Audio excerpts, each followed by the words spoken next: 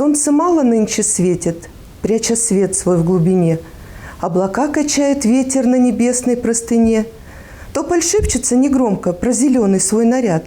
И похожие в сторонке две черемухи стоят.